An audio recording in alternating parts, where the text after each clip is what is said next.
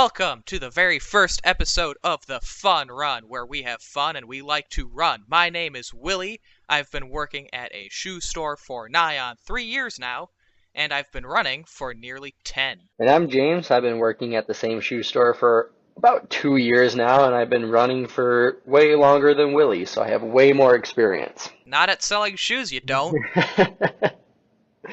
But yeah, I guess for our first episode, we're going to really kind of dial in on our top 10 shoes of 2020, and we'll be honest, there's not a lot. So, we've got a couple of disclaimers here. First of all, our shoe store doesn't carry Nike or Adidas, so sorry Nike and Adidas fans, none of your shoes will be showing up today. That's simply an unfortunate fact, but we're going to have to deal with that. Second of all, there are a couple of important shoes that we missed this year, such as the Saucony Endorphin Speed or the Hoka Rincon, where we're pretty sure that they would have showed up on this list, but we never got to try them on, so we don't quite know. With that being said, our lists are probably very different from yours, and our top shoes are probably not your top shoes, and that's okay. That's why we have a comment section, which you can put your opinions into. The way we will be doing this is we're going to start with number 10, work down to number 1. I will start with my number 10, James will go with his number 10, then we'll go to 9, 8, 7, so on and so forth. Are you ready, James? I'm ready. Sweet. Starting off at number 10 for me was the Saucony Mad River Trail. To be quite honest, I had gotten to 9 shoes, which was difficult enough to put down on this list, and I had no clue what I was supposed to put down for number 10. So I just went with the Mad River. Personally, I think it's one of the better all-terrain shoes out there. It's got stiff competition from the Hoka Clifton Trail, or also known as the Challenger. But I think that the Mad River's, the way you can sort of adjust the Mad River to your tastes and preferences makes it superior to the Hoka, because it's got literally 2 sets of lacing eyelets, so if you want to make it a bit tighter or a bit looser, you can do that. On the bottom, the outsole is basically designed for you to drill in and add extra bits to help you with traction, and if you don't want the extra traction, just don't customize your shoe at all. The cushioning as well is about the level of a Saucony Ride or a sort of mid-cushion road shoe, which means it's pretty light, but you also get that nice cushioned feel. Great for beginners who are going into trail for the first time. You don't have to go too technical. You can start on the road, get on the trail, come back on the road, and the lugs, which aren't too deep, won't wear out too quickly. If I did have a big complaint about the shoe, it's that the upper is a bit overdone. It's sort of made so that it's kinda water resistant, but not really. It's got a whole bunch of rubber in the front to make it look more aggressive than it really is. So if you're going to pick this one up, know you're going to get a lot of heft in the upper that you may not need. You're going to be sweating a bit more because the upper isn't breathable. And frankly, trail shoes this year kind of let me down. So this is my number 10 on the list. My favorite trail shoe to come out of 2020. What do you think, James? Yeah, I mean, I completely agree. The trail shoes have really kind of lackluster this 2020 year. It's a great shoe for beginner trail runners. I mean, it's versatile, it's very flexible, it's exactly what you're going to want out of a standard road shoe, but just for trail. But yeah, it's a probably a good place to be at number 10. I mean, it can be for a more experienced runner too, like you mentioned, that customization ability to it. It definitely makes it a strong contender for either your average runner or kind of your more seasoned veteran runner that's used to trails. But yeah, I mean, it's pretty strong at 10, and I can't really think of any other trail that would be along my top 10 list, that's for sure. But I guess for my number 10, it's a shoe that you hate, but I gotta go with it. It's if you're an Asics lover and you're very brand loyal to Asics, it's gotta be the Gel Nimbus. It's Called at it. It's at number 10 because it is very biased at it is an ASICS, and we both agree that ASICS they've really slacked over these last several years. And I mean, this brand new update that they've had for 2020, it's by far the best out of these last several years that they've had. And I think that if you're a Nimbus lover, it's a way better fit, way better feel than previous versions. Might be a little bit lighter too, but I think by far that this is the best Nimbus that we've seen in years. You know, before we started recording this, I was talking to him because he had texted me earlier this week that his top 10 list was going to make me mad. And I said, I know the Gel Nimbus is somewhere on there, and here it is. It's at What he number says is 10. true. It's at number 10. Like I said, or we've kind of talked about before too, it was a very tough 2020 year. I mean, without having Nike, Adidas, Skechers even in there, a couple Skechers shoes that popped up, but with what we've had for our selection, it's very limited, and I have to put it at number 10. I mean, I was working with a customer last week who was wearing the New Balance 1080, and I brought out a 1080 in her size, and she thought that it was a bit short, which with the 1080 version 10 you can kind of understand that upper is pretty cramped. And she ended up really liking the Nimbus, which I tried it on afterwards, and I thought, yeah, I get it. I mean, it's softer than the previous couple of Nimbuses. I actually owned a pair of Nimbus 21s, and the upper is also a lot wider, so I think it makes sense to put it at number 10. I don't know really if it's in my eyes it's not that great. It's still a gel Nimbus and it lags behind Yeah. something like even the Brooks Glycerin. I understand it though. Well, Going down to maybe at number 9 you can see my view a little bit better. I gotta go with it's an Ultra. It's a Torn, but it's not a plush. Um, for me personally, I didn't like the plush feel. Um, I think that was a little bit too cushiony for my foot.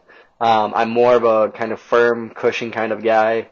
Um, so I had to give it to their standard Torn. I mean, I call it a Torn firm, but I had to put that at number 9. I mean, it feels good on my feet. I use it for work. But I mean, with the price that it's at and at only 120, I mean, that's pretty economically safe. I mean, it's not up into the 150s or beyond.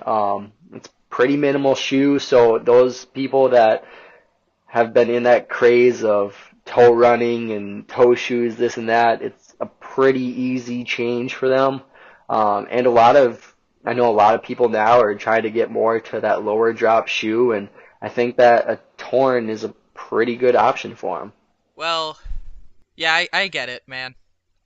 I think that the the Torin has a small issue for me where I I generally don't like those mid-level cushion shoes where it doesn't have the cushioning to sort of justify its own weight, but it's not light enough where I I want to do fast workouts or fast runs in that shoe.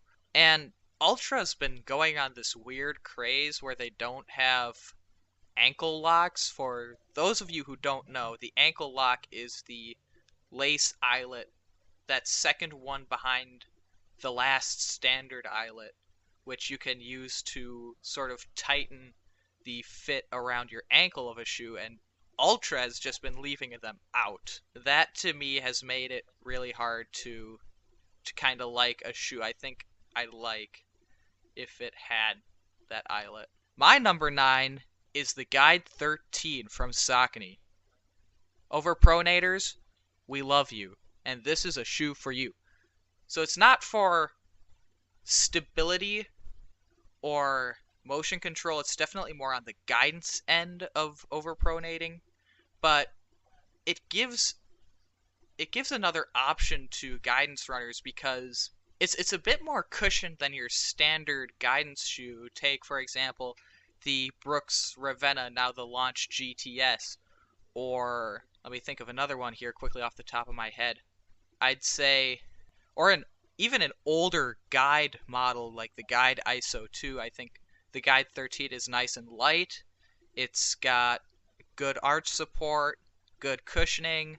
It also looks pretty nice. I like the sort of dark blue and orange aesthetic that Saucony's been going for this past year, and the other color versions are pretty good as well. And so for overpronators who don't overpronate that much, it gives another option than going with say with something like an Omni that gives you too much support but also has that cushioning, but you don't have to go down to a launch GTS or so and forego the cushioning just because you don't need that much support. Yeah, I completely agree on that one. The Guide 13 is a really good option for you. My number 8 is one that I'm not overly satisfied with, and that is unfortunately the Endorphin Pro. With that intro, you must be asking why on earth is it on this list, and the main reason is $200. It costs $200, which is too much. Sorry for the pun. The fact of the matter is, I don't think any shoe is worth $200 until inflation has made it that far. At this point, you're basically paying for a novelty, which you might not even need. That being said, the Endorphin Pro for carbon plate shoes is probably the best out there because a lot of carbon plate shoes, take for example the Brooks Hyperion Elite or some of those higher end Nike carbon plate shoes, are all the way up there at 250, which is absurd to think about. Meanwhile, a shoe like the Carbon X from Hoka, I think it, the midsole material isn't that special. The carbon plate doesn't add that much, and at $180, if you're going to spend the money, you might as well spend $20 more to get a better shoe. The Endorphin Pro with the Pure Run Plus, I believe, midsole, combined with that carbon plate, gives you a nice spring, gives you a nice ride. The upper is comfortable, it holds up. The only problem is if you get the Radiant white version, it's going to get dirty really fast. This would probably be the place where the Endorphin Speed slots in because it costs $40 less and it has a nylon plate, so it's a bit more versatile in its uses, but I didn't get to try that on, so here's the Endorphin Pro. Yeah, I completely agree. I had it at number 8 as well. Like you said, it's the price. The price is really what knocks it down significantly on the list. If it wasn't for that $200 mark, it'd easily be within the top 5, maybe even top 3. But yeah, Yep. that white, it needs new color options. They really slacked on the color options this year, and by far the white is probably going to be their best option as far as colors right now. But like you said, I don't it's know. dirty. I think, I mean, the clean white looks pretty good, but there's also like a reflective neon yellow version, which I think looks, although hilariously gaudy, I would wear it in a heartbeat. I think it looks It amazing. it is better than the white, but as it either way, both those light color options are going to get dirty quick. It's one of those things where you wear it once for a big important race and then you kind of lose that clean factor of it. And that's really what the shoe's designed for. It's designed for those big, long races where it means a lot to you. It's not going to be for your standard long run where you're kind of taking it nice and slow, nice and easy. It's going to be there for game day, and that's what the shoe is. But as far as game day, we never really had my size in this shoe. It's always been a kind of a quick seller here and there, and I've never been able to get my size in it. But at number 7, it's the Nova Blast. And we talked about this last week, and it's it's a great shoe if it fits your foot. And unfortunately, I had on a size too big, and my foot was swimming in it. But I can definitely see all the perks from it. But as of right now, being with what I was able to try on, it's at number 7. And again, another Asics makes my list, which doesn't happen often, but it's it's a very solid shoe all the way around. It's light, it's got the right amount of cushioning for it, and by far one of the best shoes that Asics has produced. I have it at number 7 too. I mean, the Flight Foam midsole is a breath of fresh air to the Asics lineup in comparison to their gel-equipped shoes, which end up just feeling like bricks. Yep. Frankly, I think, and the upper is wider as well. I think so. That gives it an appeal beyond just people who wear Asics for the narrower upper. As for Asics customers themselves, I would highly, highly recommend trying the Nova Blast on if they have it in your size at the shoe store near you. It's it's probably different to everything else you've worn before, and I think it's always good to try different things, especially when it comes to Asics, because that midsole material that they usually use is pretty hard on the foot. The thing with the fit though is that I found it to be too wide in certain areas, like the middle, and a bit too narrow, like in the toe box, Yep. where I I'm pretty used to Ultra shoes and Saucony shoes where it's sort of the other way around, where it's narrower in the heel and it sort of gets wider as you get to the toe box. So it didn't quite feel right for me, but if it fits your foot, it's a great option, especially at the price point. It's $130, which is the Yeah. standard nowadays for mid cushion everyday shoes. And so if you're one of those runners who wears like a Brooks Ghost or a Saucony Ride or a New Balance 880, try the Nova Blast. It has the cushioning and it has sort of a springy feel. So if you like that feel and it fits your foot, go right ahead. You should get it. Yeah, that price point is perfect. I mean, with all those other shoes, the Ride, the Ghost, the 880, it's all very similar, and it probably would feel the best out of all those options if it fits your foot well. But I have to give it at number 6, the Brooks Ghost. I know you hate it. I know you hate it, That's a bit of a but surprise. it's a surprise, but it's the best bought running shoe out there. So I had to put it smack dab in the middle at number 6. It's not my favorite. I don't like it on my list. But it's the best selling running shoe out there. It's the most common that you see out on the roads. With most of the cushion being right within that heel there where most of the people are heel striking, it saves them a lot, and it's responsive out of the forefoot. Pretty light shoe. I mean, given some other options, but it's got a nice upper. It's nice and thin and breathable. But I have to give it at number 6, the Brooks Ghost. You know, I actually liked the Ghost 12 quite a bit. The 13 felt a bit harder underfoot, Okay. and I don't think the arch in the 13 was as pronounced, which for me was a drawback. Maybe for you it sort of lures you in a bit better. But at number 6, I have a pretty similar shoe. It's the Hoka Clifton 7. Indeed, the Clifton 7 isn't that exciting, frankly. They don't change much about it. The upper is Mm-mm. basically the same. The midsole material is basically the same. The biggest difference you will see between the Clifton 6 and Clifton 7 is the heel tab, that sort of Nike-esque elfin heel, which, Yeah. in my opinion, is a positive change, but the shoe all in all got heavier, and I don't understand it with shoe companies, but a lot of shoes are just getting heavier.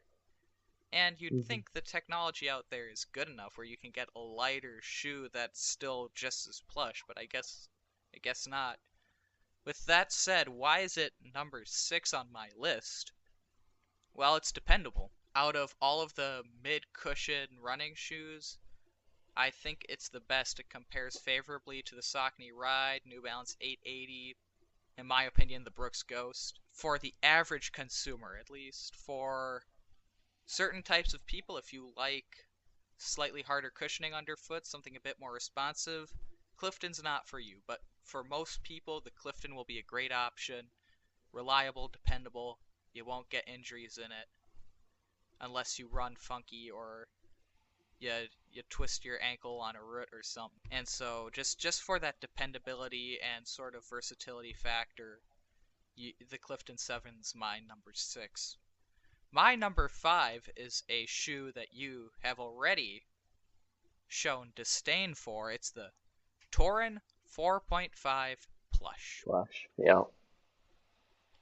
Indeed, I found it rather interesting that Ultra was going into sort of a softer direction with its high cushion shoes, not something Ultra did in the past with the old Torins. But I think it's a welcome change because even if you are a front foot striker, you probably want something soft in the front. In addition to that, I think it's a well designed shoe, as most Ultras are, with a nice, roomy, wide toe box, narrow heel, and I don't think there's a single bad color version of this shoe. They all look good. I'd buy any of them.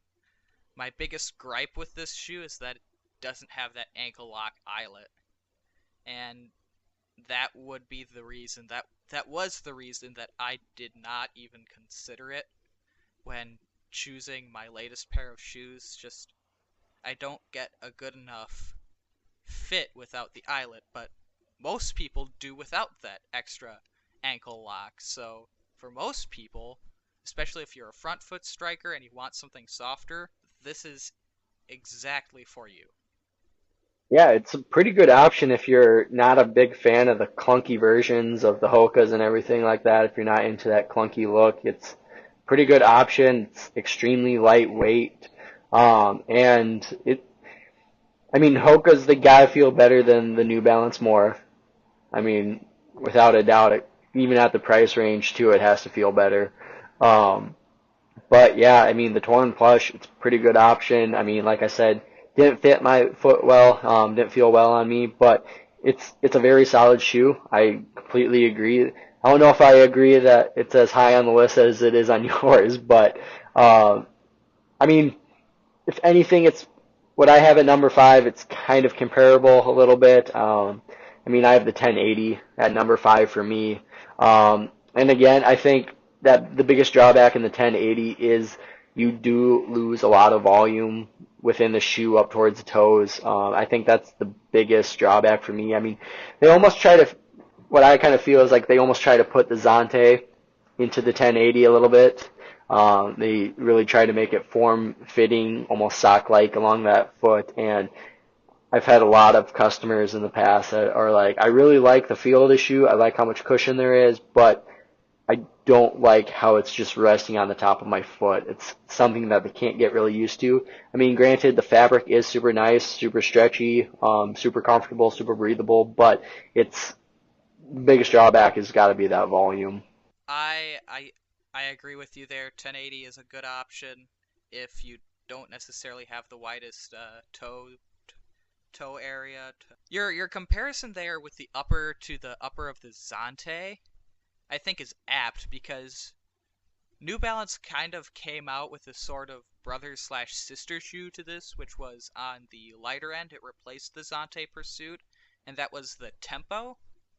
And one Hmm. of the things I really didn't like about the Tempo was the upper, because the front was made out of that mesh you would expect to see about three to Yeah. 4 years ago that rips pretty easily, and it had way too many welded overlays, just plastic bits that were unnecessary that added heft. And then the heel in a lightweight shoe had a plastic heel cup. I'm sorry, but you're designing a lightweight shoe to go for speed. Why are you adding weight with a plastic heel cup? It makes no sense. Yeah, yeah, I I think completely agree.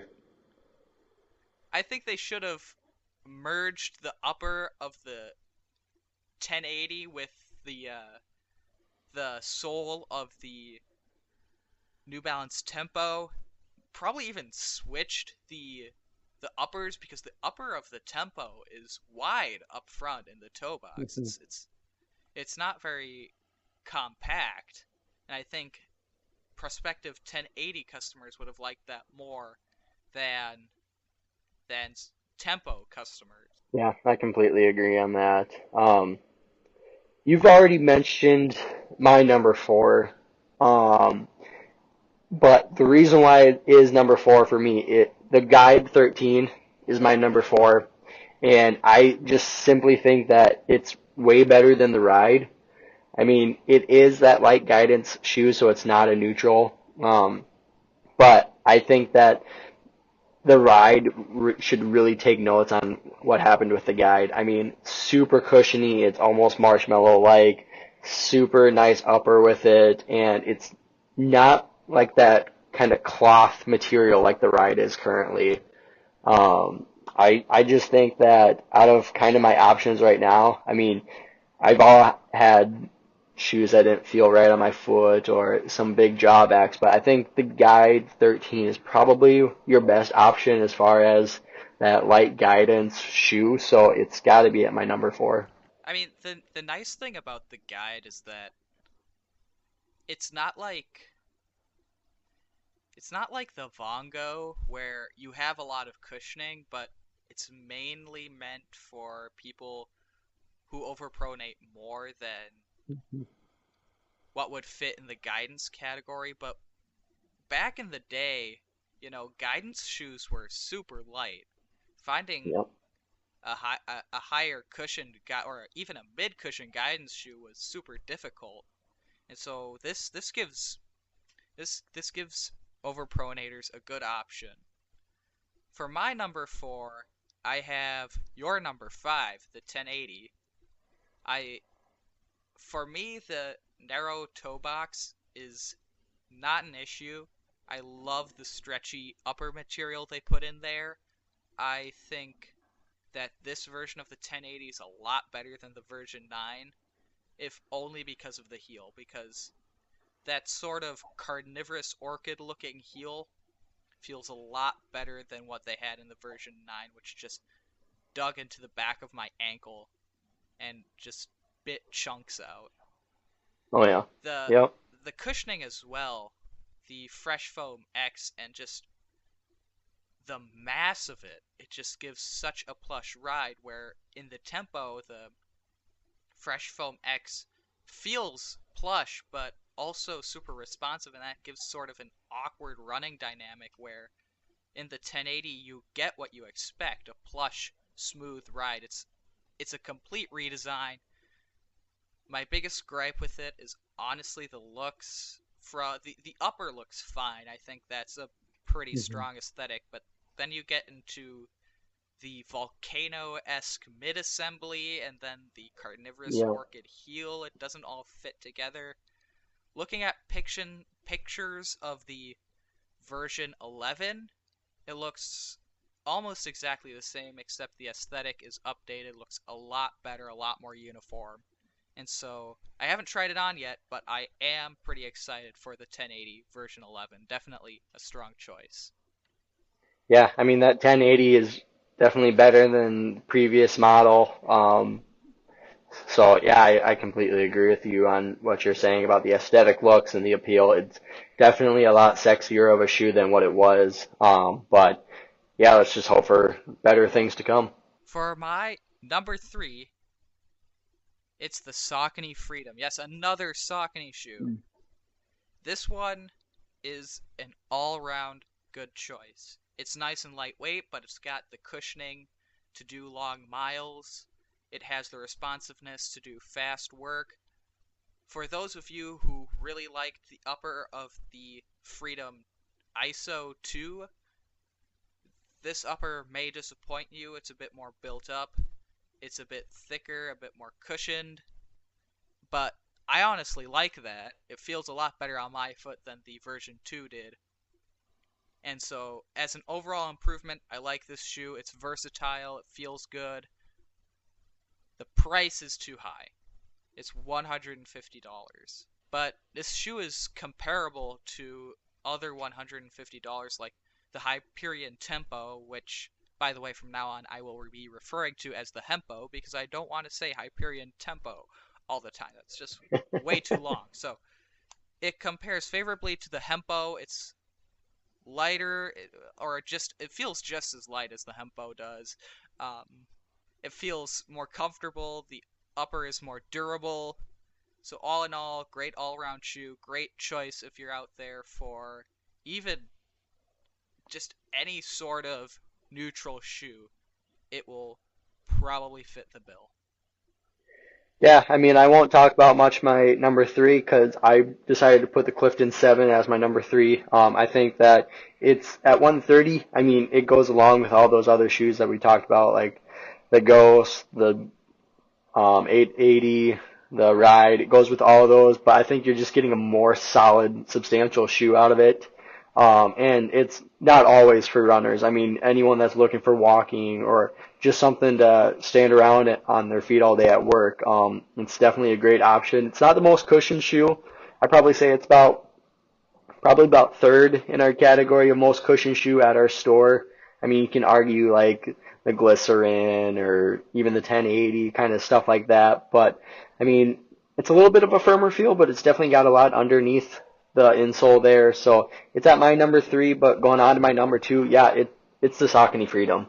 I completely agree with you. I'm happy where it is on my list at number two, but again, like you said, that outer is just a lot bulkier. I probably prefer the ISO 2 of it than this current version, but that's only because the ISO 2 is a lot thinner. Overall, the Freedom right now is a way better shoe than the previous model, so they've definitely done a way better job at redesign and making it better. But yeah, it's a well-rounded shoe. You can use it for your speed works. If you're very dedicated, you can use it for your longer runs, being a high cushion shoe. But at 150, yeah, it's definitely a lot better than other 150 options. Certainly. My number two is and I swear it's the final Saucony shoe on this list, the Endorphin Shift. It's the one unplated version of the Endorphin. So why is it number two? Well, first of all, it fits everything you could possibly want out of a high cushion shoe. It's nice and plush, it's responsive, the upper is thin but not too thin where it's going to rip off after 50 miles. It's all around comfortable, and it doesn't have that awkward plate feel where you feel like you're sinking in nice into the cushion and then there's something that just tries to drive you forward. It doesn't have that. Yeah. But the big kicker for me is it's $140, which means it compares hugely favorably to most other high cushion shoes. The only other standard lineup high cushion shoe that's at 140 is the Topo Phantom, and I do not think highly of that shoe. The Shift, that 140 is just a power move because the Shift is, for all intents and purposes, a sort of Hoka Bondi rival that Saucony is trying to make here. And what most Bondi rivals do is they just pump in a lot of cushion and raise the price by $10 to $15. And Saucony said, no, we're going to pump in a lot of cushion, but we're going to lower the price by $10. Mm-hmm. The one issue with this shoe, and I mentioned it about the New Balance Tempo, it has a giant plastic heel cup. It's unnecessary, seriously. It would fit better on the Saucony Triumph, which is Saucony's mainline high cushion shoe, than on the Endorphin Shift, because most people getting the Shift are going to be using it for running. And Mm. so that feels really awkward in the heel when you run because it sort of forces your heel into a place where it doesn't necessarily want to be, and then you feel this hard shell exterior when you run, and it can even bite into the back of your ankle. It makes no sense to have it there. I think if they had taken that heel cup off, I would have a much harder decision to make about what my number one is. But for now, it's number two. One of your best high cushion options you can get out there. Yeah, I mean, I have it at my number one. It's at the top of my end. I think it's one of the best shoes that you can get out there. I mean, you argue that 140 price is kind of a power move. I almost think that it's if you're going to go with something like the Ride or the Ghost at 130, why not spend the extra $10 for something a little bit better? I think it's definitely worth the money. Yeah, there can be some tweaks in it here and there, but I think that it propels you the right direction. It feels good around your foot, and it's exactly what I want in my shoes, which is kind of a higher end cushion, but a little bit firmer, so it's a little bit more responsive. Tried those on, gave them a little test run, and I felt great in them. Definitely one of the shoes that's at my top end of the list of trying to get right now. Um, and I think that, like you said at the beginning, if we would have had this endorphin speed in, I think my list would be skewed a little bit. I almost want to say I'd probably prefer the speed going off of what I've looked and read about it. But as of right now, from what I've tried on, it's my number one shoe. And I know what your number one shoe is, and I'm going to counter your argument right now. It is not an all around kind of normal person type shoe.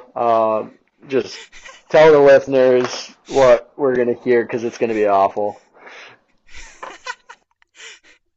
Okay, James is correct, but my number one shoe of the year, it's my favorite shoe. I am unfortunately I never bought it. It's the New Balance 1500 version 6. I think the shoe looks amazing just from an aesthetic.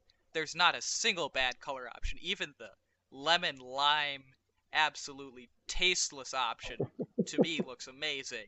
The blue, red and orange also looks great, but it's almost a complete redesign from the 1500 version 5 and I like every change.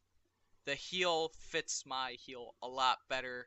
The upper feels more breathable, it feels lighter. The midsole feels just as responsive but a bit more cushioned, and there's a bit more to it. The shoe in total is lighter. I would I would gladly do mile after mile in this shoe. It even has a little bit of stability, though frankly, in my opinion, it's negligible. James is right. It's definitely not for everyone. Don't go out and just blindly buy this shoe because it is a it's it's lighter than your standard lightweight trainer. If you don't know what you're doing, you're gonna get injured. The fit is also sort of catered towards that, and so it's not necessarily the most practical shoe, but I love it. I wish I had gotten it before they sold out, and now I'm left with a deep pit of regret because I couldn't get the New Balance 1500, which is unfortunately the same way I felt about the New Balance Zante Pursuit. All in all, this list was super difficult to make, and I'm not sure it would have been easier with any additional brands because we were at work, no one was coming in at the moment. We looked at the shoe wall and we thought, I could put down 4 to 6 shoes and have no clue after that because just nothing popped out. You know, yeah, I probably named off 6 shoes right away, and then it took me a while to get them in my list because the 6 shoes that I named right off the bat, they weren't all those top six. They were ones, twos, fives, eights, nines. They were all over the place, and by the time I got to 9 and 10, my Torn and Nimbus, that was something that I really had to think about. I mean, I have the Torn right now. Like I say, I use it for work. I love it. It's exactly what I need. And even with the Nimbus 2, that's kind of like my everyday shoe. It's something I go and get groceries in. It's something I just kind of wear around. Don't necessarily run in it, but yeah, this was a tough list. It was a lot tougher than I thought it would have been, but overall, I think we have some pretty good options as far as number 10. I mean, we agreed on a lot, maybe not necessarily the order on which they showed up in, but overall, from 1 through 10, I think we had a lot of very similar shoes. I I think about what my list would have been last year, and I think it would have been a lot easier. We had a whole bunch of updates this year that just fell completely flat. Yep. Um, like the New Balance Tempo, the Kinvara 11 continued to disappoint in the Kinvara line. The Well, I'm excited for the the new Ride, Kinvara. I know, right? It looks it looks good. I Saucony this year is going for a bit more of a retro theme. A lot of their mainline shoes have sort of these neon highlights and stuff like that. And then I was perusing around a bit, and they're also planning to send out like a special color version of a whole bunch of their most popular shoes to look like their shoes did in the 1980s. I don't think they look particularly nice, but if you're attached to Saucony from that era, you'll like them. Yes, So Saucony's far, definitely coming out swinging this year, and I'm extremely excited. yeah, I wonder what's going to happen with the Endorphin line because I mean, it took, if I'm thinking correctly, it took the Carbon X2 just came out, and I'm Yeah. pretty sure the original Carbon X has been around for quite a while. So I wonder if Saucony is just gonna update their Endorphin line all at the same time right away. If they're going to update them one by one, if they're going to get rid of some shoes, maybe introduce new shoes. Who knows? But I'm excited to see what they've got to offer. I Yeah, definitely hope I'm extremely excited too. I definitely hope the trail shoes this year are better. I was way disappointed by the Ultra Superior. That's for sure. Yeah, I always kind of thought that Ultras were kind of the top dog when it came to trail, but I mean Saucony's kind of stepped up. Brooks has always kind of been the same. I don't think they've really changed much. Topo's brought out a couple options. I mean, if you're, I mean they're doing it right. They're making the trail shoes clunky and waterproof, water resistant, which is what you need. But I mean, Hoka's kind of done a couple things. Probably their best option is the Challenger as of right now. But even then, it needs some tweaks. But yeah, I mean, all we can do is hope that 2021 is a better year, and let's get some good shoes out there. Well, that'll be the end of our time this week. I hope that you guys listening had a lot of fun with it. Tell us in the comments, what is your top shoe? What are your top 10 shoes? Are we stupid for not including any Nike or Adidas options? Again, that's not our fault. Tell us. We would like to know. Next week, tune in again. We will have the top 10 worst shoes of 2020, which will surely be a much easier list than this one. Oh, yeah. Have a wonderful rest of your day and keep running, keep having fun, and come back again next week. Thanks, guys.